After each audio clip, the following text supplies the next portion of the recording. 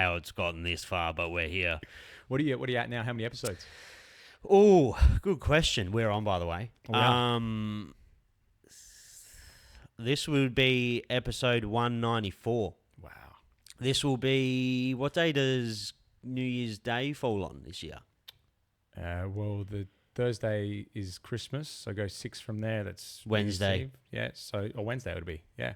So this will be the first episode of the new year. How good. This will be the first episode of the new year because I've already filmed one. I filmed one with a fucking competitive eater. Competitive eater? Have you seen that Jay Webby? Nah. Bro. No. It is the most impressive yet, like, disturbing thing you'll ever see. Everything, though? So we're talking, like, hot dogs? Yeah. Travels the world. He's used to work for the UFC in Sydney. And then he always had, like, a knack for eating, but he didn't really think about it much. And then he started competitive eating he started doing TikTok during COVID era, 2019. Mm-hmm. And everyone was like, what the fuck? You're, like, exceptional at this. In, like, 4 years, he's number 1 in Australia and he's number 4 in the world. Wow. He just ate a 6-kilo vanilla slice yesterday. And he did it in fucking 20 minutes. Jeez. Yeah, dude. Listen, I like vanilla slice, but I don't think I could eat 6 kilos of it. By the way, for everyone, this is Stefan Cali. Yeah. He is a PT and, like, what would you say? S&C, yeah. So strength and conditioning strength and coach. conditioning coach from Peaq Fitness. Peak Performance. Down in Hendon. Yeah. And you fixed my friend Luke's brittle body. He fixed it. I helped him get there. Yeah, brittle man. He is a bit of a brittle man. I don't know if he told you, but we ran 5Ks this morning. He's not much of a runner, but he's jumping in on that run as well. Has he told you about that yet? Yes, I was. So that's the main reason I'm here. I wanted to talk about it because Luke was like, "Oh, I'm going to run 120Ks," and I'm like, I was like, "Settle down, fucking David Goggins, cunt. Your fucking shoulders don't work, your knees are fucked, and you're going to run 120. He's like, no, he's very fit. He's and he's got, like, I think, my opinion doesn't hold heaps of weight because I've never fucking run a marathon. But in my head, I imagine fitness I imagine your state of mind is almost as important as your fitness level when you get to those kind of numbers. Yeah. Do you know what I mean? Like, people who can have the ability to turn that voice off. Luke has that. I don't. Yeah. Like, if something's getting too hard, I'm just stopping it. Yeah. Well, to be fair, I haven't run, I think, any more than 30 or 35 Ks or something like that. It's 120 over a day, though, yeah? Yeah, correct. Every hour, 5K. What we're going to do is we start 10 a.m. Saturday, the 3rd of January. We run 5Ks from, it shouldn't take us that long, but the idea is we don't want to blow out in the first, I don't know. You just want to set a consistent pace. Our aim is to do anywhere between 6 to 7 minutes per K. So which means we'll be done in probably 30 to 40 minutes. And then have like a 20-minute rest. Yeah. So every hour on the hour for 24 hours, we're doing 5Ks. So from 10 to 11, we aim to get 5Ks done. We'll have a little bit of a rest, recuperate, go again, and we'll just keep going. The aim is to try and hold on, I guess, for as long as we possibly can in terms of like keeping the hours. Like I said, I haven't run any longer than 30 Ks before, 30, 35 Ks. We did or in one go at least. We did one in February this year, February the 8th or 9th, I think it was. Yeah. We ran 5 Ks every 5 hours for 55 hours. It was just some little pun in there that we wanted to sort of do. We hit that. That was challenging. Just the stopping and starting made it super hard. Like, You go, you feel up and about, you're good. The first 6 runs are great. And then when you get to that halfway point, it's fucking 1 a.m. in the morning. You're like, oh, fuck my life. This is hard. It's real hard. And it's because you stop and start. But so myself and really good friend of mine, Blake, we're doing it together. So I guess you can say we've started this little event every year now where we want to try and do something that's, quite challenging, quite hard. It was kind of ironic. We spoke about it last time. We're like, maybe next year we should do every hour on the hour. Like, that'll be good, And then we're actually doing every hour on the hour. But last time we had about 3 months to prepare. This time we've only got 4 weeks. You should have messaged Sam Bamford. Yeah, should have, hey. That would have been sick. We should tag him in this, maybe. I've had him on the pod before. Oh, have you? Yeah, he's fucking interesting dude, eh? Yeah, I can imagine. He's he's a lot more light-hearted in person than I thought he'd be. I expected him to be a lot more fucking... Driven and to the point. Oh, no, he is driven and to the point, but he was actually he's very funny. Yeah, okay. He's fucking very funny. Yeah. He's one of the lads. He's a very cool dude, but he's just fucking exploded. Yeah. He's an explosive guy. It's a fucking good time to like have the internet and not take bullshit. Like people love that kind of content. Yeah. And it's a wild time to be alive in Australia. Absolutely. Well, at the moment, yeah, big time. There was fucking 5 more of them or something that got pinged in Sydney yesterday. Yeah, I don't know, man. I try and be as much of a diplomat as possible. But sometimes some things just they go too far. When something makes me question the fact that I brought a child into the world, that's where I draw the fucking line. Oh, see, I have conversations with people like this all the time. Like I said this to Luke. Luke said, "I don't want to bring a child into this world." I'm like, "Yeah, that's fair enough. If you don't want to do that." But for me, I want to be able to give my child the greatest opportunity possible. Like, so the next generation's not as fucked up as us. But the thing is, it's not us fucking up this country. Well, even in saying that too, like there's a lot that's out of our hands, and we can only control what you can control, right? Like you can't do everything. That's the thing, though. You can only control what you can control. But now I'm fucking recency bias. In like a month, I'll forget this event even happened. Like that's just how our brains are. We're amnesic, man. Exactly. It's current. It's very current event. We're fucking in the TikTok era, the short form content era. Our brains have fucking really deteriorated. It's gone. Yeah. Yeah. But at the moment, I got tickets to this UFC in Sydney. Mm-hmm. In the back of my head, I'm like, some fucking cunt's going to come in and shoot us. But lucky I'll be that fucking drunk. I'll dodge the bullet. But fucking... You would think you dodge the bullet. We got shit seats, so there's not going to be many people behind us. You're looking forward. You're worried about anything behind you. Forward and side to side. But it's just, it's a crazy time to be alive. But you said this is your first 120. You've never gone over 35 or 40 Ks? Yeah, so in one run at least. I mean, this is probably going to turn into one run, like when you think about it. Well, by the end of it, your Ks are going to start getting longer. It ain't going to be, I can tell you, it ain't going to be 7 minutes per K, that's for sure. Like, we'll be crawling. I had a mate, my best mate, Jacob. He runs a bar down here. He's like very naturally fit. If there is like a genetic makeup you need to be a marathon runner, he has whatever, like, is it slow fast twitch versus slow twitch shit. He must have some very slow twitch fucking fibers in his body because he's always been very naturally long distance fit. Never run over fucking 20 Ks 10 Ks before, and he decided to do a 100K marathon for it was like 1K every hour for X amount. It was just something. It was a team event, so he ended up running like 50 Ks. He did not prepare for it at all, Just got up off the couch and did it. Off we went.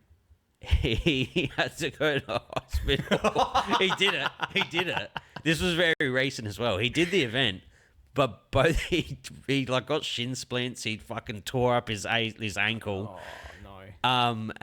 But the biggest problem was he didn't realize they're not professionals. They don't know how to hydrate. Yeah. Like, they don't know how to properly hydrate. Yeah. So he thought he was being hydrated. And then after the race, he pissed, and it was like black tar. Oh, wow. It was black. Yeah, fuck. And it was black for a week. He had to take, like, these tablets to hydrate him and shit. Well, hopefully these things can get us through. We'll get a couple of these ones going, and maybe they might give us something. We got some other things too, like the electrolytes and all that sort of stuff. So that'll help us through. But I thought I'd make mention too. One of the big reasons we're doing this, not just for ourselves, but we're doing it for the Breakthrough Foundation too, which is a mental health organisation. So a lot to do with like all around mental health. Whether it's suicide or whatever else there is. Like that's one of the big reasons why we're doing it. We did it for them last year as well, and we're really starting to make it a year event. Can people donate to it? Yeah, I can throw you the link. Well, throw me the link, and I'll throw all of that shit in the description of the video. Yeah, absolutely. And so I've got I've been at a war with a mental health organisation for a long time. Yeah. The Chin Up one. Okay. Do you know that one? No, I don't. Oh, it was so Tell me about it. funny. He's blocked me off everything. He actually got done yesterday, everyone. He got fucking done for fraud. Oh, really? Oh, I'm so happy about it. What did he do? This fucking putrid dickhead. His name's Cameron. I don't remember his last name, but he's a big old fucking retard. And he had I think it was years ago. I don't know the full lore of the company, but it's a mental health organization. It was called Chin Up, and he was selling merch, and he just always had this weird grifter fucking gross look about him. And he was like an Uber driver, and he used to steal the food from the Ubers and make videos and eat them and shit. He's just a dickhead. But he ended up raising, I think he was raising $50,000 for a charity. These aren't exact numbers, it's ballpark. But he raised like $52,000 for this charity for men's mental health. And he donated $1,500 of it. No way. Because he had $48,500 of expenses. No. Yeah. You can't do that. No, he pocketed it. Wow. And then he moved to Bali, and they did a write-up on him on the news and shit last year. And he like fled to Thailand or Bali, and he turned into a fucking one of those like alpha male fucking Andrew Tate influencers. And he's like, so he's gone from telling people to not kill themselves to fucking being like, you're a weak dog, fucking rah rah rah. And he started selling water filters in a pyramid scheme, one of those fucking pyramid schemes. But he got done yesterday. I think he only got fined fucking $1,000 or something, but still. Far out. I don't know how people can do that though. Like how you think you're not going to get caught, but B, how you can do that to people. Like, doesn't make sense. That's right? my biggest gripe with the whole men's mental health fucking scene, because a lot of it is disingenuous. People think I'm like hell against it and like, you're a fucking pussy if you fucking do. I do have an element of like, there is like beauty and stoicism still for a male. I think I will like instill that into my child. Like, he could still talk to me, but there is like something to like sucking it up sometimes at the appropriate time and getting the fuck over it. Yeah. But it's always ex-criminals as well when they get out of fucking jail and they find an iPhone. So was he? I don't know about him, but I'm just talking about the men's mental health scene in general. Yeah. There's all of these guys that just are fucking preying on, unfortunately, these men that are in really vulnerable positions. But there is genuine ones out there. Absolutely. But there's a lot of them that are just, you're not doing it for the right reasons. Yeah. You're doing it for financial gain. Absolutely. I've seen a lot of that sort of stuff, not just with the mental health with stuff. any charitable endeavor, it's always financial gain because it's fucking tax free. It's good. It's a good fucking scam. Yeah. So it's funny that you say that. Like, I've spoken with a lot of people about the event that's coming up, and for me, like, the answer that I give them is, at the end of the day, I'm doing this, the run, we're doing this run. The consequence of the run that we do is we hope to raise $12,000 for Breakthrough Foundation. That's our dream, that's our hope. But ultimately, we're also doing it for ourselves too. Like, for us as individuals, we want to be able to put ourselves to the test to see if this is something that we can do. Now, we are fairly confident that we will be competent enough to do it. And we're optimistic about the fact of doing it, but it's still going to be fucking hard. And I think doing something hard is something that people don't want to do anymore. Like, it's not about... We might not get it done. I think kids are actually a lot more inclined to be fit now and like take on like really like crazy endeavors in physical like endeavors. I think it's a lot more common now than it was when we were growing up. I've seen this guy this kid, he's 11 years old, on Instagram. He's got 400 and something thousand followers. This kid is jacked to the max. I'm talking 6-pack, arms coming out of nowhere, like just huge. And he does all these weird challenges, like he'll do 25 pull-ups, 25 squats, 15 times. Jesus. Like something insane. It's wild. Yeah, muscle ups, all the rest of it. And he's just a kid, man. Like, I think a kid from Norway or something. Just been making him listen to David Goggins from the womb. Fucking jack to the max, man. This kid looks like Clark Kent. Like, he's got the glasses and everything. If he had a suit on or something, you wouldn't even know what's hiding behind. But he is absolutely... I can't remember his name, but I'll see if I can find it and I'll show it to you. But he is huge. Have you ever seen Magnus Mitbo? Nah. Magnus has one of the best YouTube channels on YouTube. He was one of the best climbers in the world. Mm-hmm. And climbers are. Is that the guy that actually climbed without no? No, that's Alex Honnold. Okay. Alex Honnold does free solo. That's like That's great. that's fucking different, bro. That cunt's hands. If you look at him, they're like one finger. monkey. Yeah. But this Magnus, he's fucking jacked. Yeah. Like just no fat on him, and he's retired now. He's a bit older, but he takes on like these crazy physical feats on short notice, and he films them. Like he ran one of the toughest marathons in the world with no preparation, and he was in the top 50. And it's like it's fucking crazy. Are you like a fan of like endurance sports at all? Now, I mean, I don't watch them. Like for me, I was up at 3:45 this morning. You know, I do some shit around the house. I have my coffee, I have my shower, get ready, get prepped, do what I got to do. Spend half an hour, try and be as quiet as I can, so I don't wake up the little one and my wife as well. But then for me, like from there, I go straight to the gym. This morning, I went for a run with Luke. So I did 5K, just nice and easy, 35 minutes. By the time I know it, like I got to get ready for my first client, 6 o'clock. I actually had a little ice bath beforehand as well. And then I'll just work all the way through. Usually it's a long day. So I don't really have time to watch shit.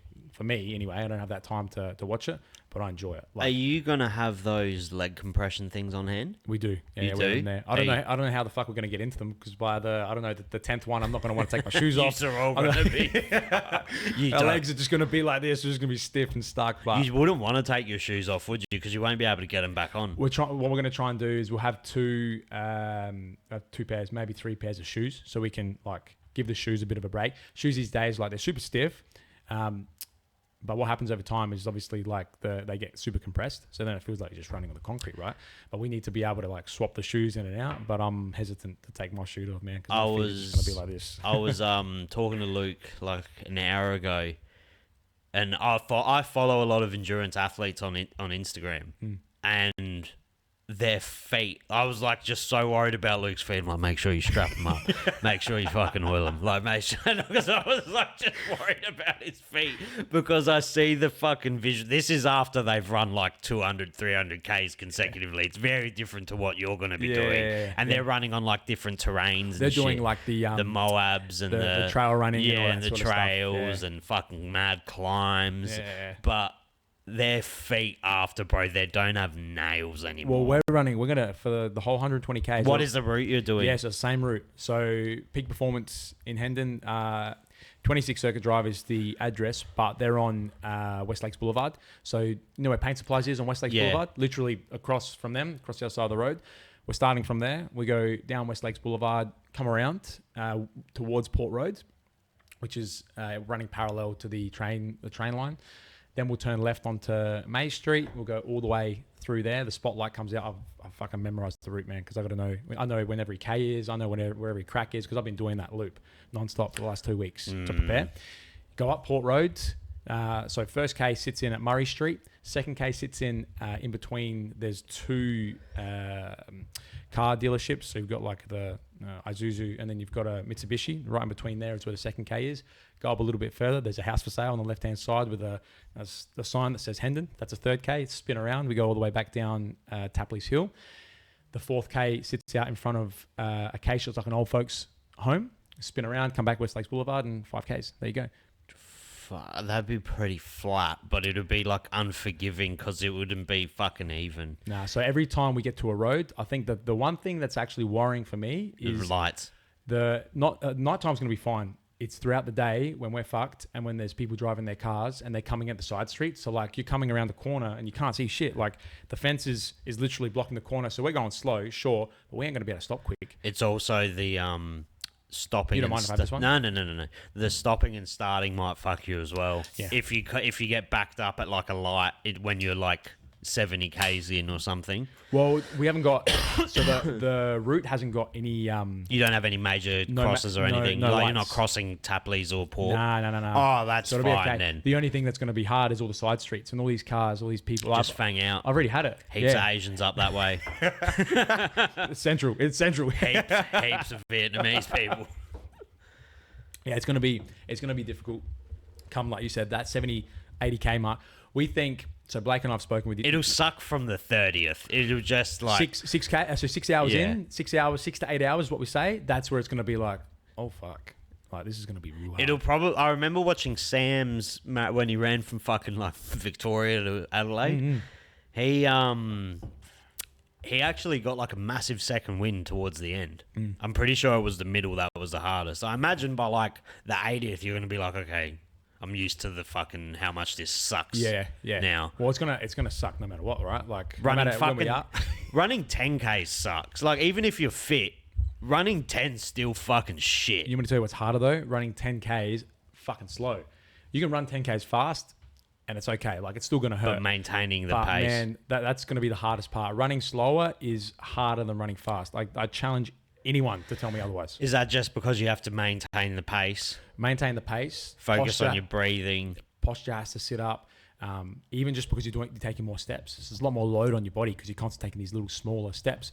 Whereas when you're running faster, like, you would be doing maybe 1.5 times the steps, maybe. I don't know the exact number, but you're probably going to be you will definitely be going further every step than what you are when you're going slower, right?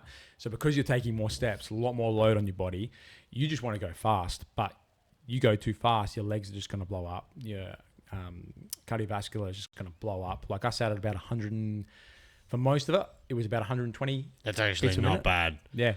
So I was super low. I was That's asking not Luke. bad. I was checking in with Luke. I'm like, hey, dude, what are you at? 140. I'm like, well, he's a bigger dude. Yeah. He's taller than me. He's carrying a little bit more mass than what I am as well. So he was a little bit higher. But mine's like, keep your heart rate down. Don't let it get too high. Like, just relax. Like, If you can sit on 120, that's fucking impressive. I got to 120 saying hello to you in the car. yeah, man. So I'm pumped for it. Like, it's real interesting too. So like, the way that we're training for it, Blake and I, we're doing two completely different things. We both have the same amount of time to prepare for it. The other thing as well, I'm 7 months post ACL reconstruction. Did I tell you that beforehand? No. So I'll explain this as best I can. I've had 3 ACL reconstructions, but then I've had a 4th ACL revision, which is like what they did. The first 2, right side reconstruction. So complete rupture of my ACL, went in, fixed it up, blah, blah, blah. 10 months out on the sidelines, came back, played soccer again. 2 years later, did my left-hand side. That one there I did in 6 months. So usually for an ACL reconstruction, you're looking at 12 months, at least 12 months before you get back to playing. For me, the first time was 10 and a half. The second time was 6 months. I felt prepped. Like, I felt good. That's the thing with ACLs, though, especially like heaps with ACLs. You have like a lot of people trust it too early, like because it'll feel fine. Yeah, but me, because I had already done it. Yeah, I knew the steps that I had to take. Yeah. I knew everything, every little detail. you nailed the recovery. Yeah, I was recovery wise. I'd go to the pool in the morning. I'd then go straight to the gym afterwards. I'd then go to work. I'd finish work. I'd go to soccer and I'd jump on the bike and I would just do my stuff there. I was doing that 4 or 5 days a week. This is when I was 19 years old as well. So this is 11. Fuck, you blew it early. 17 for my first one, 19 for my second one, 25 for my third one. The first 2 were non-contacts as well. The third one was contact injury. From that third one, what I did is went in to see the surgeon. The surgeon said, listen, we can do a couple of things here. So he was great. He doesn't practice anymore, but shout out Hutchie. He was wicked. He said, okay, so there's Lars, there's hamstring, there's patella, there's quad tendon, and then there's allograft, which is like a cadaver. He said, I ain't going to do Lars. You haven't got any hamstrings left because I use them for the first 2, so you can't do that. I'll give you these 3 options that we can choose from. We went in, did the scans, CAT scan, everything like that. Came back and he said, mate, all those options that I gave you, forget about all of them. I don't want you to do that at all. And what they did is they ended up taking the ruptured graft out, and the holes, so the tunnels in my tibia and my femur had expanded. Because what had happened over time, the screw that was in there rattled. So you've got like just grinded a super tight hole, and then as it grinds, it opens up. Oh, that's fucked. So the hole was bigger than what it needed to be. So what they needed to do is they went in, they filled it. He called it cadaver putty. So what it is like a cement. Kind of, but made from cadaver bone. Yeah. So it's like a putty. They put it in there. Your body uses it as scaffold to then regrow again. So it was pretty cool. So you have the same ACL in there. They just tightened the hole. No. So they took the ACL out. They took everything out. You don't have. I didn't. Yeah. So I didn't have an ACL. They wanted me to get surgery to then replace the ACL. I told them, listen, I can't be fucked going through 9 to 12 months of rehab again. Don't worry about it. I'm fine. I went back and played. So I went back and played. I was playing for Metro Stars at the time, SAMPL. Yeah. Played there. I got abused. I got abused in terms of the load. Load management was not a thing back when I was playing. My first game back, I was playing in a reserve semi-final. I played 120 minutes plus penalties. That's my first game after 9 months. Fuck that. Yeah. No it was ACL. fucked. No ACL. I played though. I played then I played. So that was midweek. I then played on the weekend. I played midweek again. Played on the weekend. Then I ended up doing. They call it like a tibial dislocation. So I played over 300 minutes in 2 weeks, which for anyone that has It's a lot. played sport before, you don't want to do that with an ACL and actually be fit and capable, right? Went on the Monday night. We played another game against the under 18s. I went to go put my foot out to try and stop or tackle someone. Foot went into the floor. Someone's knee went into my knee, and then it just went like this and just popped out. So my shin dislocated. So like you tap your shin bone, yeah? That thing went out, then came back in. And I'm like, Compound, like snapped. so it dislocated. Okay, thank God. So imagine like this is your knee. Yeah, it slipped out and then it slipped back in again. Bro, Yeah, that's disgusting. it was wild. Anyway, so I spent 4 weeks on the sideline, 4 to 5 weeks on the sideline. Came back and played again. And I was playing senior level as well. Played I think another 5 weeks, and I'm mid game, and I've had this thing strapped up. It's hanging on by a thread. It's strapped up, heavy. Mid game, it's slipping in and out. So I'd slip in, slip back out. Slip in, slip back out, slip out. It was insane, absolutely insane. And I'm playing, and this thing would it feel like it was loose. Yeah, it was wild. Goodness. My final game, first 50 seconds, ball came into me. I turned, went to go play it, felt like I'd been shot. My knee just exploded. So anyway, I ended up recently 7 months ago getting that one reconstructed. So 4 major knee surgeries, plus a workplace accident where I jabbed myself with a paint scraper and sliced through my medial ligament. I missed my femoral artery by millimeters. Just fucking Knees are fucked. Just not fucking any bueno. And then did you started doing that? And then did you start because we were talking before off camera that you started doing the knees over toes? So that was probably 2.5 years ago when I Did first that started help? with Luke. There were bits and pieces of it that helped. Since then, like especially now. Can you just explain what that means to people? Yeah, sure. So the knees over toes or KOT from memory was a guy called Ben Patrick. There's a lot of other people that are involved as well. Basically, a lot of what it is has to do with your knees going over your toes. There'd been and this is my memory. I'm probably not going to get it bang on, but from my memory, it was a lot of research suggested that when your knees went over your toes, it put a lot of pressure on your knees, which wasn't a good thing, like back in there. But the pressure isn't necessarily good or bad. Like the pressure is what helps create a strong and stable knee, right? So knees over your toes is knees over toes is what it was called. I was pretty heavy into that, probably for about 6 months. I did a lot of things, and again, this was when I had no ACL on my knee, right? So because I had no ACL on my knee, I was testing it out and testing the waters, and it felt okay, it felt good. What I started to do from there is I started to broaden my horizon. Like I would start to play around with a lot of things. I wouldn't do just the knees over toes stuff, for example, where you'd be sitting on like a slant and you'd be heavy on the pressure knee on flexion. your knees. Yeah. I started, and this has pretty much been since I've moved to Peaq Performance. So I moved there back last year in June. And just being exposed to a lot of different things. I'm a big environment guy. Like I like to put myself in certain environments, and I just like osmosis, like start to pull different things from different people. And same goes with preparing for this run, right? We're doing 2 completely different things. Like myself you were saying. Yeah, so 2 completely different things. He's heavy in the gym. He's doing a lot of things in the gym. A little bit of micro dosing in terms of some hip flexor stuff, some lower limb stuff. It's not that I'm not doing any of that. I am doing a little bit of it, but mine is all about time on feet. So you're more focusing purely cardio. Not necessarily. So I want to try and do, my aim works out to be about 100 and I think it's 130 or 140,000 steps is about 120 Ks is what it works out to be. Really? So for me, mine is time on feet. So if I can spend more time on feet and microdose the load that way and increase the load over this period of time, which Monday I hit 39,000 steps. I did a 5K, a 3.5K, and I walked for 2 hours on the fucking treadmill while I was doing some work. And I accumulated 39K. I'm working for Sturt Football Club as well as the lead strength and conditioning coach. So every time I'm out there, I'm doing runs with the boys as well. So I'm adding in extra steps where I can. My aim is to hit 30,000 steps a day. That's like a non-negotiable. Didn't hit it yesterday, but the couple of days before I've hit it. So for me, it's how can I accumulate load over that period of time? And then the idea is as I've accumulated that load, I go from 150,000 steps a week to then 170,000 steps a week to then 200,000 steps a week and then increase it that way. So when we get to the run, it's not that I'm doing that many steps in the same day, but my body already knows, all right, so he's done this amount of steps. Yeah. More than likely, like there's going to be some transfer This over. isn't overwhelming. Just like your body's not feeling heaps overwhelmed. Exactly. Yeah. So, and listen, is it going to work? Is it not going to work? I have no fucking idea. The only way, and this is how I like doing things. Like I really love just testing shit. And if it works, it works. If it doesn't work, well, it doesn't work. But we're not going to know unless we do it, right? So the thing is, for me, is Blake's hitting more of the gym stuff. So a lot of the dosing of the lower limb, the hip flexors, hamstrings, all that sort of stuff. Mine, I'm doing the steps, but then I'm also changing my runs too. So I'm only keeping the volume the same. So if it's always 5Ks, I'm just manipulating the intensity. So for example, this morning we did 6 minute 37 per K. So super, super, super low, which is what we'll be probably running at. The 2 days ago, I did a 5 minute 15. So just increasing the intensity, but still doing that 5Ks. And the way that you feel afterwards, because taking longer strides, there's more load on the body, blah, blah, blah, blah, blah, blah. It's giving me a different way or for my body to prepare for the run, basically. How's your nose breathing? Yeah, pretty good. Good? Yeah. I'm big on that too. You are? Because mine, I can't breathe through my nose.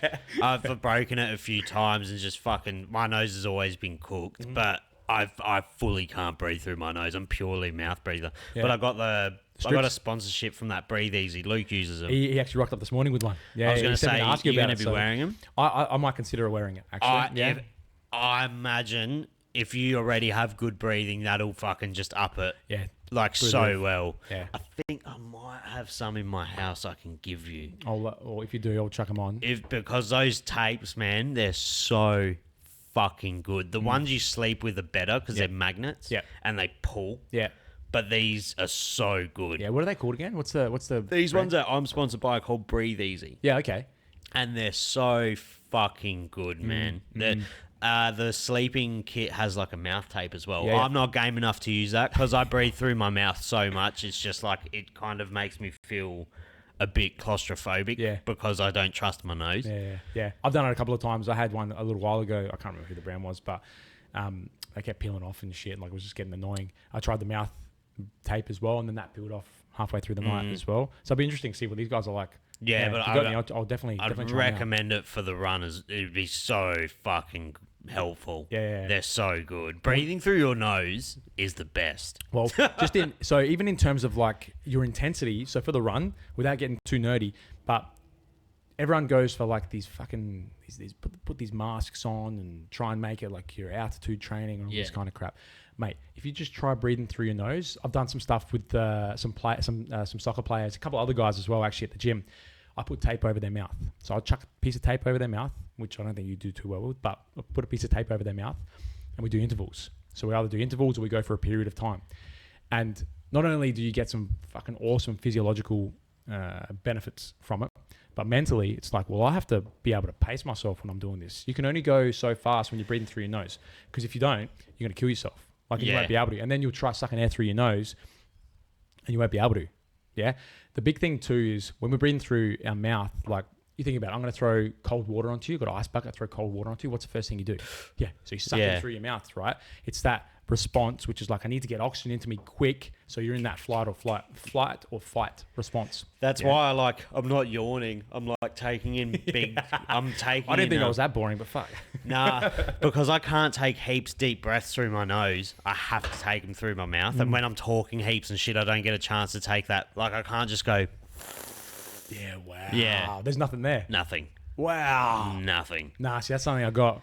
I got the wog big nose, but I was gonna get there's a lot of air coming through here. I was booked in to get a recon last year. I was gonna get it, but it fucking changes the shape of your face so much, bro, because of my bump. Yep. Like they got to get rid of it to fix my nose. Okay. So it'll like make my nose look a lot more perfect. Yeah.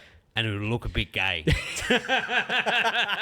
And it changes your voice and everything. And I don't know why. I just was like, no, I can't do it. Yeah. I can't. And I know it's a hell fucking invasive surgery. And I've never had a surgery before. Yeah, okay. And wow, that must be nice. I've just toughed it out. That's why I can't move. That's why I can't. You came into the ship, my arm fucking can't go above my head.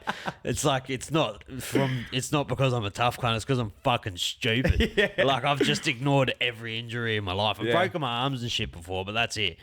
But I've seen people after their nose recons, and it just looks fucking horrific. I've broken my nose, and that's bad enough. Like, getting them to rip your skin up and re-break your nose and shave down bone, you got 2 fucking black eyes.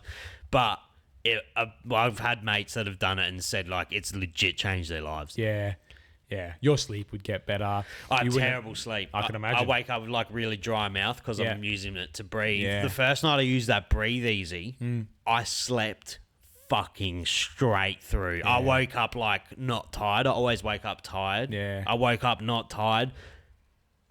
My nose wasn't used to taking in fucking oxygen, so my nose was like red raw. Like, it felt like you've been wiping your nose like a cold all kind of thing. night. All night. My sinuses were fucked because they just weren't used to it. Yeah. If it was excellent, like, it was worth it. But like the first couple nights, my nose was like, it felt like I was sick. Yeah. It was insane. Yeah. And my missus is like, it's not that cool. You're breathing through. Everyone breathes through. I'm like, you don't understand. No, they don't. People don't realize how fucking fucked their noses are. Yeah, I know. I was seeing one of the boys at work. I just said, like, he took a deep breath in through his nose. And I'm like, dude, what the fuck's going on with the left side of your nose? Just like, closes, it just collapses. closed up. Yeah. Like, big time's like, yeah, man, like, can't get anything through there at all. I can't believe it. Like, that's one of the big things too, that not just with this run coming up, but with training, I've really tried to master my breath through my nose. There's one piece of advice that I learned, and I can't remember who it was from. You can't do this because your nose is fucked, but you do a double inhale. So to try and lower my heart rate back down again, and I can't remember the reason why, but it's like a inhale and then you breathe out. So whenever I was doing that, because I'd look at my watch just to see what my heart rate's like, and every time I'd see it spike, I'd just work a little bit more on getting that breath in through my nose. Game changer. So that double inhale. Have you always worked with football and like soccer club? Like, they're your main sports? Bit of everything. Like, you do. Have you ever dabbled in like MMA fighters or anything? Nah, but that would be fascinating. That would be I imagine. Yeah, that would be where the money's at. They're always fucked. Yeah. Well, I think something like, I was originally with soccer for quite a bit, and then I obviously went into AFL and working with Sturt at the moment. Which is a massive eye opener. Obviously, the programs would be very different. Yeah. For like a soccer player versus like Australian rules football player. Yeah. I wouldn't say gym wise 100%. There's a lot of different things that come about. Now, there's nothing. You're still hitting the same principles. So you're still trying to do the same things. You're still trying to build strength. Yeah. You're still trying to develop speed and power and explosiveness, blah, blah, blah, blah, blah. And then same goes with like your anaerobic power, your anaerobic speed, and your aerobic base. You're still trying to build all those things, but you just got to be a little bit more meticulous depending on what you're doing. So like who you're working with, right? And that's just the way that it should be. No matter who you're working with, whether you're doing, like same goes with all the online programming that I do. You're not doing the same online programming. So I do online programming as well. I work with people one-to-one. I do the stuff at Sturt.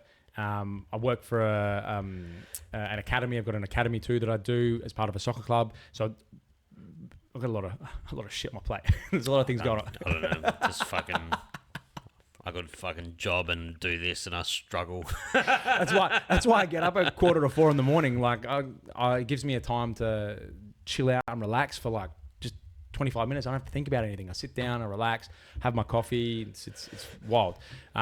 But the difference between the two, like if I was to ever do someone like a UFC fighter, man, that would be insane. You should go work with a local club. I'd consider it. Yeah, I'd consider it. The strength and conditioning would be so different to what you're used to doing because you got to focus heaps on explosion, like fucking heaps of like just explosive movements and depending on the fighter, obviously. Yep. But heaps of resistance work. Yeah. It's like it. Even the mental game too. Like I'm a soccer player by trade. I played it for 25 years. I used to play soccer. I had to. I'm fucking Greek. I got forced into it. Fucking hated soccer. Who did you play for? I used to play for Cobras. Yassel there. Yeah, wow. Yassel there. Yeah. One of my nieces plays like at a really high level as a goalkeeper for Campbell Comets maybe. Okay. Maybe the Comets. Another Greek team. Yeah. But yeah, she plays at a heaps high level. I just fucking never meshed well into soccer. Yeah. I've had both extremes. You got soccer and you got AFL on the other.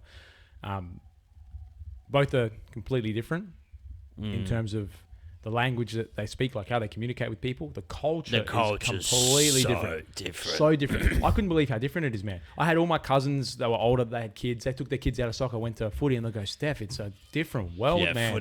Local footy clubs are a different species. Different. On a different planet. Completely different. It's fun as, it's like it's a white Australian dominated culture, whereas like soccer clubs are way more ethnic driven. Oh, very, very much like, so. It just like you said before, Cobras is a Greek club, Comets Greek club. Yeah. Like there's fucking 20 Italian clubs in Adelaide. Do you know what I mean? Like, but they lean on that ethnicity though, and I think that's important for the sport. And it shows in the crowds and all that. Like, if you go to an under 12s games, the people will be screaming at their kids from the sidelines like they're playing fucking the World Cup. Yeah. It's not good, man. Like that sort of stuff there. My parents fucking killed it for me. I fucking hated it. Yeah. I was blessed. Like my dad was my coach when I was younger. I loved it. I did. I really enjoyed. Do you enjoy watching? I only enjoy watching if I've got like an vested interest. So whether it's someone that I know that's playing, whether it's someone I know that's part of the team or whatever it is, like that's the only reason why I'll go and watch. I follow Liverpool. I've followed Liverpool since Harry Kewell was at Liverpool. I used to go for Leeds when Viduka and Kewell were at Leeds, and then Viduka went somewhere else. Can't remember where he went. I think he might have gone to like Middlesbrough or something. And then Harry Kewell went to Liverpool back in 2004, maybe something like that. So I started following them from there. I don't get up to watch the games, man. I'm not going to get up to watch the games. Like it's fuck time. I'm already getting up early enough. I ain't getting up any earlier. Like I don't have to. And hats off to people who do, but I can't be bothered, man. My brother will stay up and watch he'll stay up till 2 a.m. when fucking Liverpool or whatever's playing. You wouldn't catch me dead doing that unless I'm there. See, if the UFC was on at 3 a.m, I'm waking up. Yeah, I'm waking up to watch every fucking fight. Really? I don't know. I used to love ball sports. Like I used to watch soccer. I still watch a fair bit of footy. I'll always tune into like a power game or something. But I really fell out of love with ball sports when I found fighting. Yeah, because I was like, oh, this is fucking playing for keeps. Like it's just so hard to go from watching fighting to watching a soccer player, and when they flop and stuff, it just kills it for me. I don't know why, but soccer's not fun until it's really fun. Yeah. There's like no in between. Yeah. It's like an Asian, like there's hot ones and there's ugly ones. There's none in the middle. Did Luke tell you that we've been doing fighting together? Has he told You've you? been training? Yeah. Kick it like Muay Thai pads? Everything. Yeah. He's been holding pads for you? Yeah, I've been holding pads to him, man. I'd break an arm or something. I told him everything he knows. Really? Yeah. Everything? Everything Luke knows. Every opinion he has on everything. Yeah. We've been doing it for the last probably, 5 or 6 months. I mean, we did it for a little bit before him went to the US, and then been doing it when he's come back. Do you like it? I love it. Were you surprised at how hard it was? I already knew it was hard. Like I had... you didn't go in thinking because you were you're very fit that you would like smash it? No. Okay, that's good. No. I knew from the get-go. But it's funny when you hear people say I can fight. I'm like, dude, I've been doing it for 6 months. I can't fight. I've got no idea. And even Luke says, man, there's some times where like he says like my brain just fries out and I start bugging out when we're doing some of the combos or even just like even guarding, man. It's like sucks. when there's a punch coming at you, the first thing I do because it's a natural response is I just like blink. A blink, and you just like. And it's like, and you keep telling yourself, stop being a little bitch. Like, just sit there. And you're trying to like, when you put your head out the window and you try and keep your eyes open? Yeah. And you can't. You're like, this is exactly what it feels Well, like. I haven't sparred. I don't spar. I try not to spar anymore because I feel like I haven't got it yet, but I can definitely feel that I get concussion symptoms coming on after I spar. The last few times, and I've dropped out of training heaps. Yeah. And I fucking would go in, like, if you drop out of training at a gym for like 6 months to a year, there's an influx of these 17, 18-year-olds and they're 16-year-olds and they're just fucking animals, bro. Yeah. Because they, like, you don't have to go to a boxing gym now for 10 years and kind of find out about MMA and then do MMA, because you used to have to specialize in something, then you'd kind of find out about MMA, but you'd still be very specialized in your craft, like jiu-jitsu, wrestling, kickboxing. Like you'd have your style. But now these kids are growing up and their parents were MMA fans and they're not going into boxing, they're going straight into fucking MMA. There's kids at M16, the gym I go to, there's fucking 16, 17-year-olds and they just bashed you.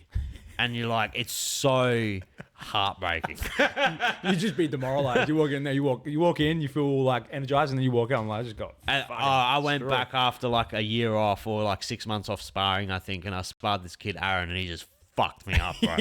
And I was like, I hit him, and it's just nothing. Like you're 16, what it's gonna hurt you? Nothing fucking hurts you. Well, we're all unbreakable, right? Until we're fucking not. But when you're 16, you're just full of fucking testosterone and like energy. And I just noticed that I'd get really foggy. Like it wasn't to the point where I would have like very dire fucking concussion symptoms, because I have mates that like can't even fucking get a knock on the head anymore. Yeah, wow. And but I would get foggy. Yeah. And I would feel slightly sick the next day, which is like a concussion symptom. You wake up feeling a bit lethargic. Yeah. So it's just not worth it for me anymore. But I fucking just, I don't understand how people don't like watching fighting. I don't understand how people, like, it's just the best form of, even just exercise-wise, it's so fun. Yeah, so I think it's an art. Like when I'm training with Luke, and you're looking at the way he moves or the things that he does, like you think you're doing that, you're not. You look like a spaz. You're not doing it at all. It's just second nature to him when he whips his leg up and it sounds like a fucking gunshot. He sent me a video when he was training. I think it was 2 weeks ago, and it was him, and the camera was right next to the bag, and all I can see is the mirror. So there's the mirror behind him. And so you can see what he's doing, but just from the mirror. And every time his leg just hit the bag, it was just like fucking Indiana Jones, man. Just whoosh, it's fucking exhausting too, eh? Oh man, you're doing 3 minutes. Even like if you're doing less time than that, he gets me on the warm up. We're doing the warm up like we do one with a band. So we're just doing these banded punches and just trying to work on our craft and that sort of stuff. Mate, after the warm up, my arms are gassed, and now I've got to go through a whole 45 minutes of trying to stop him from beating the shit out of me, or like hitting combos or moving around, like. I think that you probably agree with this, but footwork is just footwork's important. It's everything. And footwork's like the first thing I feel like that has diminished. If I go back to training now, footwork diminishes way quicker than anything. And timing and shit, obviously, and range. But footwork is, you feel when you first go into a training class, you're so uncoordinated. Yeah, the first time I ever did it, man, it was having a soccer background though. You would be very like naturally. With soccer players, they will naturally take on kicking in a combat sport way better than an AFL player or a footy player, because they kick straight on. Yep. Whereas soccer players kind of learn to rotate their hips. There's a lot of different hips. things. Yeah. Like you kind of turn your hips over when you're kicking, and you kind of got a lot more hip dexterity. Or well, you should if you've been playing for a long time since a kid. Yeah. It's more of a natural way to kick than a footy player's fucking kicking a ball square on. Yeah. You're not throwing it on the side and trying to hit it on the side, like volleys. And just even soccer. like you said before, like the no blinking thing. It's fucking when you first start. Well, I thought I'd be better at it because I'm always headering the ball, so I'm jumping up and I'll header a ball. Whereas now, like, there's a fucking fist coming at me, and I'm like this every time. Because you're as a human being, your natural thing's like, oh, what the fuck? I need to get some pegs or something here. Just nah, you just got to go against a wall and force your eyes open and just get like guard up and just get someone to throw light punches at you. Well, that's what Luke's been doing with me. Yeah, that's what you do. Yeah. And then eventually it'll go, because that once you can not blink, that's when you can actually watch the punches. It's fucking insane. But that's what's crazy when you watch like really high level fighters and they don't even blink to get moisture in their eyeballs, dude. Yeah. They're fucking looking at each other. I think going back to what you were saying before, we were talking about how the how people like how you think people just don't like fighting. I think it. Listen, I was a little while ago. You couldn't pay me to watch MMA. It's just barbaric. Exactly, right? But now I actually understand how artistic you need to be. Like it's a work of art. The way that they move around, the way they move their body, the way that they're like. Luke did saying to me, when was it? It would have been maybe 5 weeks ago, 6 weeks ago. And it's like all the jiu-jitsu stuff. And he just grabbed my arm and I'm lying down on the floor and all of a sudden I fucking ended up upside down. And I'm like, how the fuck did I get here? Like to see that in real time where... From a bird's eye view. Yeah. Yeah. Or you're just watching or you slow-mo or whatever it is. Man, it is just like, it's a work of art. I think think people appreciate it. That's what I think. Exactly. And I don't think... Or understand it rather. But my impression of, or my take on fighting, on the UFC or MMA... It is like a chess match, so it invokes that part of your mind. There is a storyline to it a lot of the time, so it's like it gives you that little drama fix. It's like fucking Days of Our Lives for straight white males. And it's also taps into that really fucking old school urge that we have to watch violence. Like the Colosseum was there for a reason. They're modern day gladiators. They're going out and they're fucking... There hasn't been a death in the UFC yet, but they're taking considerable amounts of their years off their lives, and they can die in there. Yeah, like it's very likely that they can. They're willing. They're very. If there was fights to the death, the UFC would still be there. There'd still be guys that they would still be fighting in there, knowing that only one of them's walking out. Well, I'll completely butcher the quote, but this is me paraphrasing. A lot of what I've seen and what I've heard is people say, especially men, men are just seeking death. Like previously, before we had all this sort of stuff now with like the new age stuff, you think about going to war. Oh, fucking swords. You know what I mean? Like, so it's inherently instilled with us. Would you agree? Like that stuff is instilled with us. Yeah, but always people think push about that shit down. Yeah, they push it down because they don't want to deal with it. But like, and this is going back to the run, man. Like, I'm not doing this run because I'm seeking death. I just want to clarify that. But I'm doing this run because test yourself. It's going to put me closer, probably to death, like to the feeling of what that might feel like. You know? Yeah. But you go to the UFC, like a lot of these guys have gone so far beyond what. There is absolutely, there has to be zero chance they've got any doubt in their brain whatsoever. Like, and they can just go and do whatever they want because they can. Like, and they've just harnessed this. Physically, they are like, they are pristine. They are A1 athletes, and people don't understand that. So David Goggins, was it David Goggins? I believe the only person to ever finish David Goggins' Hell Week was this bloke called Tony Ferguson. Yeah, okay. Tony Ferguson was never the UFC champ. He was an interim champ, but his fighting style was brutal. But when he did the Hell Camp, he was on a 7-fight skid of losing. So he stayed around way too long. He was on like a 13-fight win streak. Then he tore his ACLs. He was plural, both. I think. He fucked up his leg really bad the 2 days before a fight. He was doing media. And he tripped over a fucking cable. Oh, no. And he blew apart his whole fucking knee. Wow. And ever since that, his career just went... It was older. Like, it was the worst storm of all time. He, for his last fight, trained with David Goggins, like very late 30s, early 40-year-old male. Smashed it. Yeah, wow. Like smashed it as an MMA fighter. And Israel, I'm not sure if you know Israel Adesanya. Yeah. He did a session with David Goggins and finished it. Yeah. He died, but he finished it. Yeah. It's just it makes you. And he's doing it with them too, isn't he? Isn't Goggins like doing it alongside them? They're doing what he's doing and trying to keep up, bro. Yeah. You want to talk about fucking freaks? Yeah. Because I first seen Goggins the first time he went on Rogan, and then I read his book, and then I seen a couple interviews and that, and in your head you're like, oh, is this guy full of shit? Is like, do you know what I mean? It's like, are you really like that? Yeah. Fucking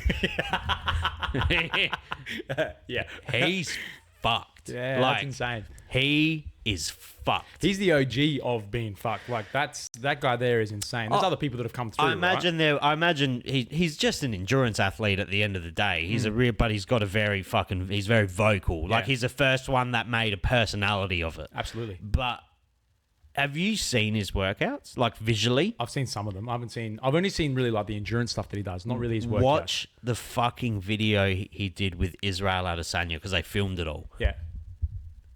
Israel is one of the best fighters that has ever graced the earth. Like, realistically, he's in the top 100. He was dying by how he did it, but, like, vomiting, tearing up, like, just fucking... That's where you find out who you are as a person. Yeah. Like, you really do, though. You ever gone that far before? You ever chucked up in a workout? I've thrown up in workouts and shit. I think because of my nose... Yeah. Though, I restrict myself of so much oxygen, I get to a point where I'm like... You're fucked. Fuck. Yeah, you're done. But I do recover very quickly. Yeah. Like, I've always had, like, to much people's fucking disgust, like, a very natural fucking fitness. Yeah. Like, to push. Yeah. Because I smoked since I was 12. Like, I'd be fucking training and then I'd do, like, back-to-back classes and I'd run out and be like... and then run back in and everyone would be like, just fucking smoke. So I've always smoked, I've always drank, but I've always been able to, mate... I can jump back into fitness pretty well. Yeah. And shed weight pretty quickly. How are you finding being a dad then? Terrible. Nah, not terrible as in it's terrible. No, but I'm doing fitness, of course. I've fully stopped everything. Yeah. Because of this work... The baby and these are fucking very built-in excuses. They are, yeah. I'm glad you said that. They're very built-in excuses. I just haven't made the time. Yeah. I've been like twice. Yeah. Because before the baby, first time ever. I wanted to lift weights because I was like, I'm sick of the impact of. I love going and hitting pads and shit. I'm sick of the impact it has on my body because I know it's not good for my body anymore. Yeah. Like my shoulders are fucking cooked. Yeah. My knees are cooked. Are you gonna do a little shoulder pop for listeners? So for everyone who thinks I'm over exaggerating, if you can hear this, how fucking gross is that? It's fucking bubble wrap, man. Yeah, dude. But I really enjoyed lifting weights. I did. Yeah. I really enjoyed it. It was and because I went a bit when I was younger, but I hated the fucking... It's a different pain to, like, combat sports pain. It's very isolated, isn't it? It's very, like, squeezy and, like... I attribute lifting weights to the pain you get from doing jiu-jitsu because it's very, like... Yeah. Squeezing. A lot more tension. Yes, a lot more tension, a lot more muscle pain. Whereas, like, fighting can be, like, joint pain. It can be, like, a black eye. It can be fucking... I dislocated my toe. Just, like, it's very weird. Yeah. But I always fucking hated the pain of weightlifting. Yeah, okay. But then I started going consistently the start of this year and the end of last year. I was going, like, 2-3 times a week. And it was so good. Because you just go in, you can do it in 30, 40 minutes. Yeah. And then you get to leave. What do you follow? What do? You just do your own thing? You rock up? I just used to go, and then my mate Miles, who owns the gym that I go to, I just follow whatever he did. Yeah, sick. We're all fucking... I think there's a lot to like, we go back to the knees over toes stuff. The other reason why I sort of drifted away from it was because I felt as though it was becoming really neurotic. Culty. Like, there's that. Yeah, culty big time. But everything's about you, like... The way you move and the way you do things got to be perfect. Sure, when you're lifting weights, whether you're doing squats, deadlifts, chest press, whatever else it is, everything's like super neurotic. And I was like that when I was younger. Like, for example, we're doing a deadlift or an RDL. And you're very like to the you fucking make sure you're like this and like that. Now I just do it and away I go. But for me, it's about feedback. So where are you feeling it? If you're pressing, so I've had so many people that do chest press go, my shoulders are gassed. Like they just hurt so much. All right, change the feedback. Instead of feeling, I know this sounds like stupid, but instead of feeling it in your shoulders when you press, focus on your back. So actually squeeze your back and feel that crampy feeling in between your shoulder blades. And when you press, don't press with your chest, don't press with your shoulders, press with your back. So you actually feel this feedback. You puff your chest out, you squeeze your back, you can feel it. As soon as you feel that squeeze and you press, I can guarantee you that you're not going to feel that pain in your shoulders because now you're engaging the back half as well as the front. Whenever people press, we press like spastics. Like we're just trying to pump out as much as we can. And especially when you get into the heavier stuff, you're just like trying to get as much out as you can, right? But if you're doing it for well-being or for just to feel good or just to go to the gym, maintenance, You don't need to be doing anything stupid, but you might feel pain, you might feel soreness, you might feel stiffness, which doesn't feel quite right. Try and change the feedback. But again, going back to the knees over toe stuff, I felt as though it got super neurotic and super boxy.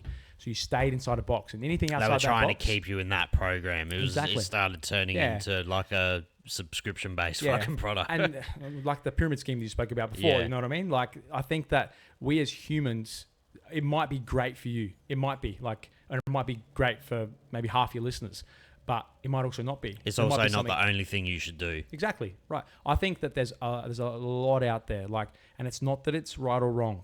Like, I think there's just more efficient ways of doing things. If you can do things well, if you do the knees over toe stuff and it makes you feel amazing, keep doing it. That just makes sense, right? If you start to question things, you start to ask yourself, well, this doesn't actually make me feel good, or something doesn't feel quite right, or blah blah blah. And if people say, no, you should keep doing it, don't worry, it'll get better, but you're not getting results, you're not feeling good about it, things are starting to hurt, it's starting getting worse and worse, and you start questioning it, people keep telling you to do the same thing. Fitness, that makes sense, right? The fitness industry is very strange because it's like it follows mass trends. 100%. Like, I remember when I fucking was younger, I fell into like the Randy Couture. Do you remember you got a door, you got a gym? How do you remember that guy's name, man? That's crazy. He was a fighter. Yeah? He was a UFC champion. You got a door, you got a door, you got a gym. Good product, man. But Good it's product. very like, now what's the new thing? High rocks. Luke does high rocks. Yeah, he will love you. He will love you for saying that. That's fucking gay. I think it's fucking. Oh, do you know what it is? One of my mates called it Sports Day for adults. It's like CrossFit. It's fucking Sports Day Mate, for adults. do you know how much money that guy's making? You got no idea. It makes me sick to my stomach. We're sitting here laughing, and he's going, "Yeah, haha, very funny, man. You know how much money I'm making? It's crazy." What is it? High rocks is just like a derivative of CrossFit, isn't it? Yeah, CrossFitters will punch you out for saying that. But sure. sure. It's like I imagine they're in a they would be in a beef right now. You know what high rock stands for, right? No. You don't know what high rock stands for? No. Hybrid rock star. Yeah. You're fucking joking. Dead set. You are joking. Yeah, that makes me feel so much better about being unfit. Listen, I think, and again, I'm more of a diplomat, so this is the way that I am. I think it's still impressive to do what they do, given what is it more? I don't know. You do a bunch of lunges, a bunch of burpee broad jumps, heaps of. Are they the ones that are doing the fucking muscle ups, or is that CrossFit? That's CrossFit. That's CrossFit. I think it's still impressive to be able to do that. However, like, it's just endurance. It's really, realistically, because the weight that you're lifting is not that much. You got a whole heap of rowing, a whole heap of skiing, a whole heap of running. You're running 8Ks, I think, by the end of it. You're carrying kettlebells while you're running a certain distance. But realistically, you're not doing anything that's super impressive, in my opinion. It is impressive in terms of the cardiovascular system and what you can do. That's awesome. But when you have a look at, and even CrossFit now, man, that's the reason why probably high rocks became a thing, is because CrossFit's just too unachievable. Like, you got people that can run like mad. They're super athletes. There was a guy called... They are. As much as people shit on CrossFit people, they are like the fittest people in the world. You can do... and fighters are up there as well, I think, like relatively. But you can snatch over 150 kilos above your head, 100, whatever it is, 130 kilos above your head, and you can still go and run like... Do they test? I think they comps? do. So high rocks, they don't. I believe high rocks don't. With testing, though, let's use the term testing very loosely, because they can cycle on and off very easily. Because it's the same with fighting. You look at some of these fighters, and there's genetic. There is a massive part of genetics. Like, I got fucking Greek genetics. I'm 5'3" and built like a cinder block. Like. It's fucking spot on. It's just I'm a fucking little nugget, but like, if you're Cuban or something, if you're black, if you're African American, you have way better genetics than a fucking Greek person. It's just how it is. You got 6 packs at 6 years old. But not fair. Some of those fighters, you look at them, it's like, there's no way you're walking around 4% body fat all fucking year. There was this was it Dagestan fighter or something like that just got pulled. Now, in the PFL. Yeah, I'm not sure of his name, but he's one of Khabib Nurmagomedov's prodigies. I don't know if he held a title in PFL, but he got popped. They all do it. Yeah, they all do it. And is it haram? I don't know. Yeah, but fucking, they draw the line. I don't know. But I see there is actually always, and please, I'm not saying that to give shit. If someone's Muslim watching this, tell me, is fucking steroids haram? Because I follow this motherfucker on. I used to follow him, but then I was like, this is too much for me. I'm gonna say something in the comment section and get fucking jihad against me. But he's like he's one of the Muslim priests that like washes the bodies when they pass away, and he like prepares them, and he's a fucking gorilla. His name's the Aussie Mammoth. He's fucking huge. He's like a bodybuilder. Yeah, okay. And he's very strict Muslim. But in my head, I'm like, you're using steroids. Like, it doesn't make sense, right? But I don't know. I don't know if it's like it's a genuine inquiry. Is it like I don't know. Do you think it would be? I mean, I would assume that it would be. I would assume it would be because you're artificially enhancing your body. I don't know. But I don't know. Have you ever dabbled? Me? Nah. Never. Not even? Never. Nah? Would you consider it? I think that I'm probably not at the point in my life right now where I would need to. Do you do your test levels and shit all the time? No, I haven't. No, I've never done that before in my life. Interesting. I did mine because I was really hoping to get on a course, but I wanted to see because I've always felt like What are you at? Do you know what you're at? I told Luke, and it was normal. Like, it was on the lower end of normal because I did it. Define normal though. Like, what's normal? Oh, was it like 30? Okay. Yeah. I got the paperwork in my house, but I did it, and I was really hoping because I was like to the doctor, I wake up tired. I can't be like I felt like I had all of the symptoms of low testosterone, and then I got my results back, and he's like, they're perfect, and I was like, what do you mean? And he's like, you don't need steroids. And I was like, so why is this all happening? He's like, do you sleep well? And I was like, no. He's like, that's why. Yeah. But even so, what's classified as normal though? Like, how can you? But no. I'm just asking. Genuinely asking. I think it's it's a number system. Yeah. I get that. But like, it's normal for who? Oh, For like what population of people? You know what I mean? I had someone come to me a little while ago, and his was bottom end. Like, I'm talking low. How do you like the watermelon, by the way? Tastes nice. Fantastic. Shout out to, is it Nat Nui? Yeah, Nat Nui and Jack Redden, Alta. Yeah, these are nice. Can you get them in... We've got them at Peaq. I don't know where else they are, though. I'm not sure. I reckon they might be at a couple of servos. I am a slut for an energy drink. Yeah, and it's natural. A healthier one. It's all, see? You like it. And you like your sparkly stuff as well, don't you? Yeah. I was speaking with one of my clients, and he went in and got all his results, and the doctor's like, yeah, no, they're at the bottom end, but, you're within normal limits. And it's like, dude, what's normal, though? Like, normal for who? For a 70-year-old? For a 50-year-old? For like, okay, then we found out, so it's normal for his age. But what about, what's their lifestyle like? You should do like a cycle and document it. It'd be interesting. Because are you done with having children? No.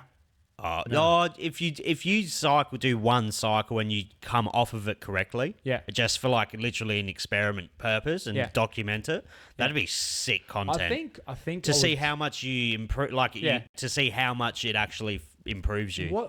I haven't seen enough of it, so this is my naivety. But like, what happens post it? I mean, I'm talking 20 years from now. Is there anything that? Is there I don't unless you abuse it, and I think it's all about how you come off because I don't quote me, but I think it just gives you an excess of estrogen. Okay. As well, like post. That's why you get the bitch tits and stuff. You seen Longest Yard? Yeah. When they're putting that's the first thing. Yeah, but I don't think one cycle at like a normal dose would affect you crazy. Yeah. I'll be done with kids, and then maybe I might. Who knows? Maybe my knees might be that done, that gassed. Now I've got no cartilage in my knees. People take it for a reason. Yeah, it must be fantastic. Yeah. I've heard that from multiple sources that it's fantastic. Yeah, like just you got a discount code. Oh, dude, that's if it wasn't so fucking expensive to get legally. It's so cheap fucking to get it though. It's so cheap, but if you want pharmaceutical grade, it is fucking expensive. Yeah. I've always wanted to try testosterone. Apparently, it's fucking phenomenal. Nah, kids are starting so young now. Really? Bro. Have you seen some of these gorillas? Do you remember what we looked like when we were 16? Yeah, I didn't look like that. I look the same as when I was 16. No, dude, there's a little bit different. The fitness influencer thing is like... It's all this, man. One of the best and worst things to happen to kids because it gives them... Because a lot of them claim that they're natural athletes. And they lie, and then they sell their products. Yeah. But the plus side of that is a lot of kids are getting into fitness now. Like, I feel like my group of my era, I'm 31. Same. down the southern end of Adelaide, we were very loose. Yeah. Like, we were very fucking loose. I feel like south and north in Adelaide. Oh, yeah. All you blokes, all those. I was Yeah. right in the middle. I'm just You're like- west. I'm doing what you were doing at UFC, just checking my shoulder. Were you western Nah, suburb? I was northeast, so I was a little bit closer in like Athelston way, all that. Yeah. Yeah, now I'm down. Well, I'm pretty much around the corner from Hendon. Yeah. where we're at the moment. Yeah, But yeah, I feel like kids are a lot less loose than we were, and I think they're a lot more health conscious. I see a lot of kids vaping, but I don't see anyone smoking. Okay. It's very rare to see an 18-year-old smoking cigarettes. Yeah. Well, it's because it's the vaping it's fucking blueberry flavor. I know, they got me. What do you got in there? I don't know. I turned you into a crackhead, man. I was a smoker. I was a smoker for decades. Yeah. And What makes you feel better? Both physically and no. mentally. I feel way more physical defects from this. Yeah, okay. Way more. Like, way more. I had I wouldn't say no, but I had like very minimal symptoms from smoking. Yeah, okay.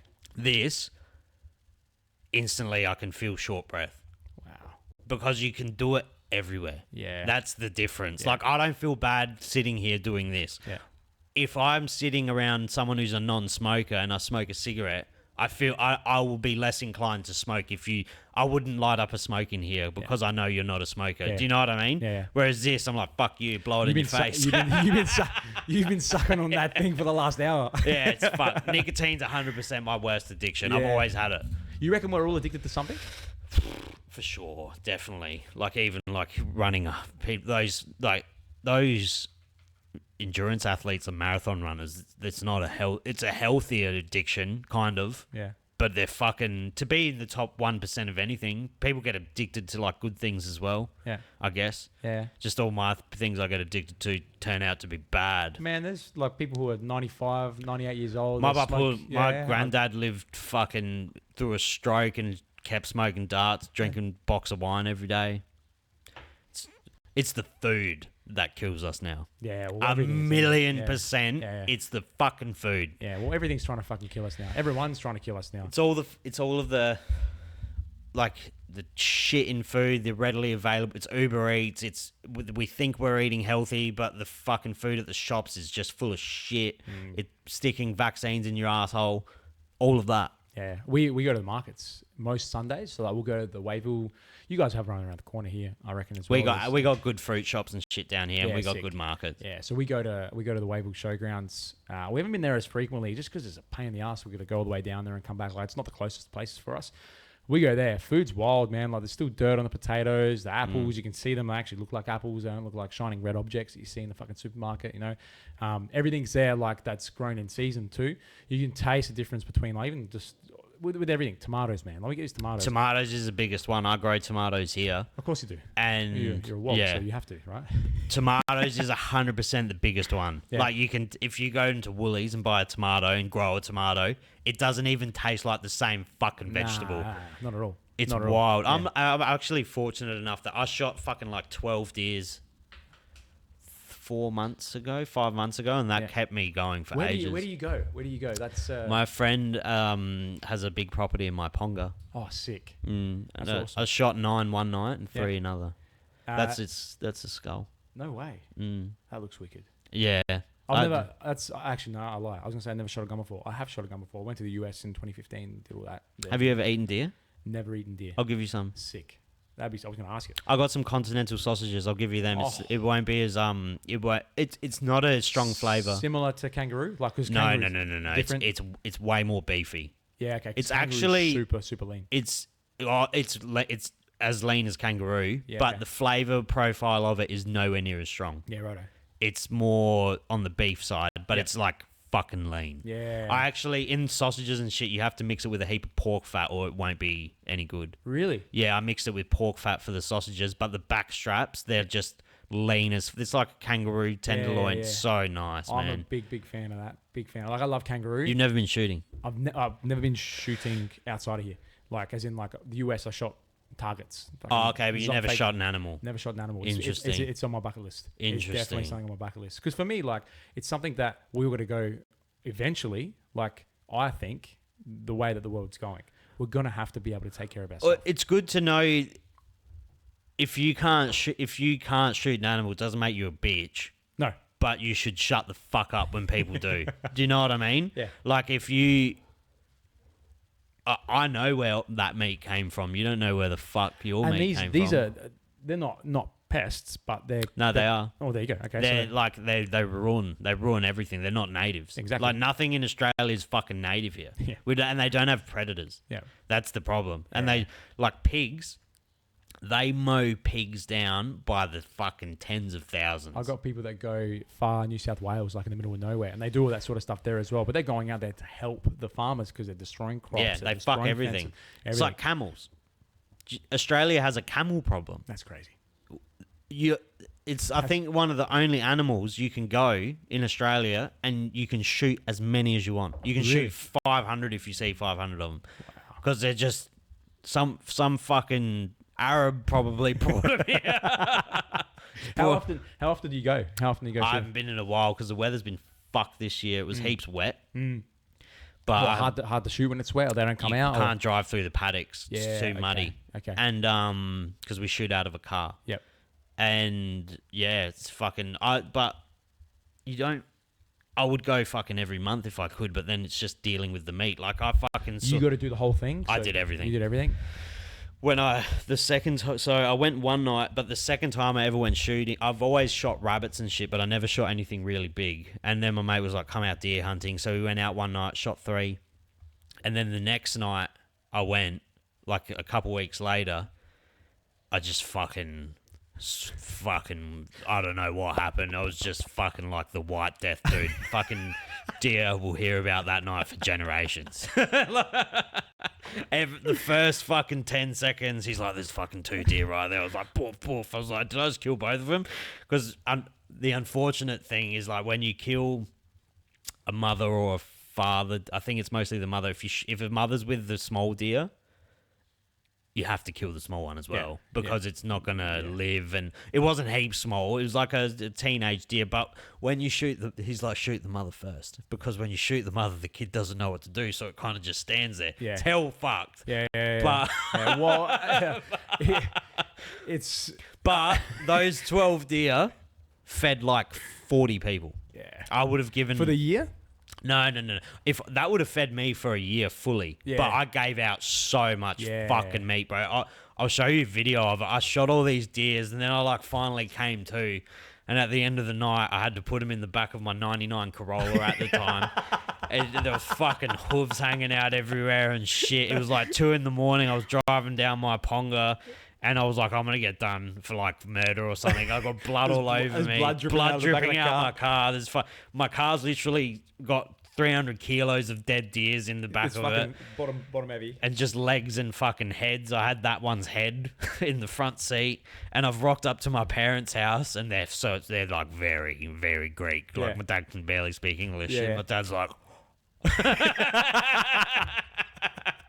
You probably did he ask if any was for him? He was loving Sure, it. yeah. We were skinning it for fucking hours. Yeah, you it would've. took me hours to clean it, but it's so satisfying when you eat it. It's so satisfying because you know it's one animal. Yeah. Like when you go into the shops and you buy a pack of mincemeat, you don't even want to fucking know what's in that. Yeah. You don't know where it's come from. It's You don't know what it is. disgusting. Yeah. The factories. I used to go shooting at... It was a chicken farm for one of the... I don't want to say the name of it. It was a chicken farm for like a very big chicken fucking wholesaler. Yeah. And they had these massive pens. Like, I'm talking 30 meters by 20 meter fucking sheds. And they had like 30 of them. And that's where the chickens were. The second you got on this property... The stench was fucking wild. We used to shoot rabbits because there's lots of rabbits and foxes at chicken farms. Yeah. And just the smell and everyone... And they're free range. That's free range. That's free range As in the chickens. 30 to 20, they're classifying that as free range? 30 or that- meters by 20 meter sheds or 10 meter sheds, but there's probably like 10,000 chickens per. Because free range in Australia only needs to be X amount of square meterage per chicken. It doesn't have to be outside and fucking getting massaged and fucking. It's not a Wagyu chicken. It's like a fucking 2 feet by 2 feet fucking cage. Far out. So you could have as many as you want in there?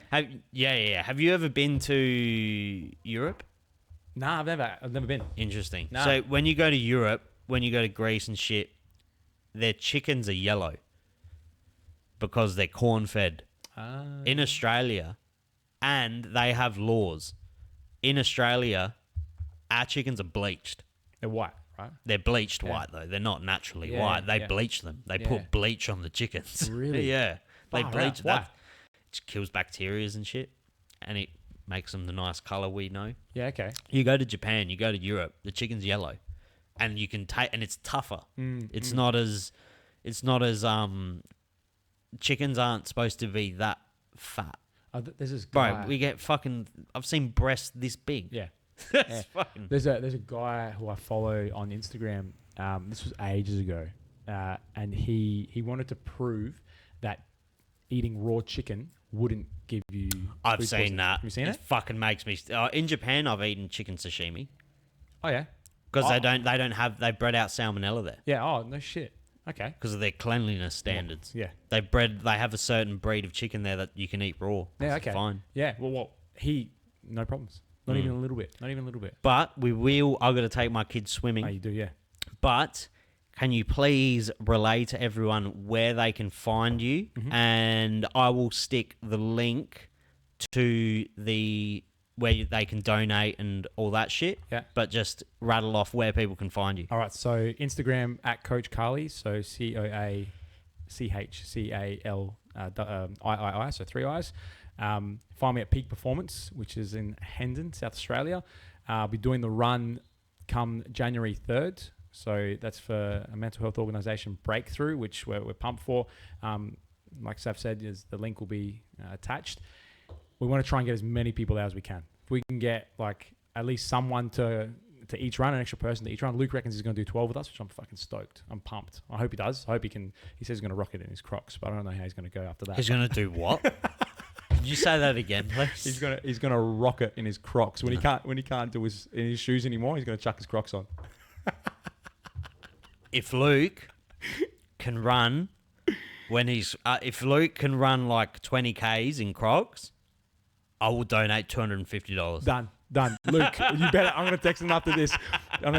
You better do it.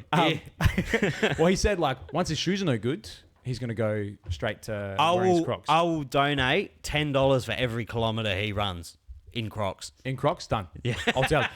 Put your Crocs on at the start, mate. Put your Crocs on. We're going to take a photo of it.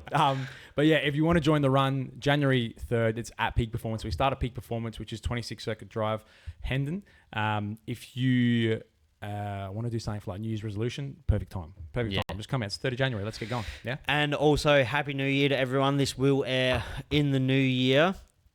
First episode of the year. We got some big shit in the works. I thank you so much. Thanks for all the presents as well. It's very nice of you. Oh, you're welcome, mate. Enjoy the protein powder. We will do. What date is it again? What date are you doing it? January 3rd, which is a Saturday. January 3rd. We will reconvene in February and we'll see how you went. Sick. That'd be awesome. We'll do it in Feb. Maybe we can get both of you on as well. Yeah, that'd be wild. That'd be awesome. Easy, bro. Brilliant. Nice to meet you. Likewise. Thank you.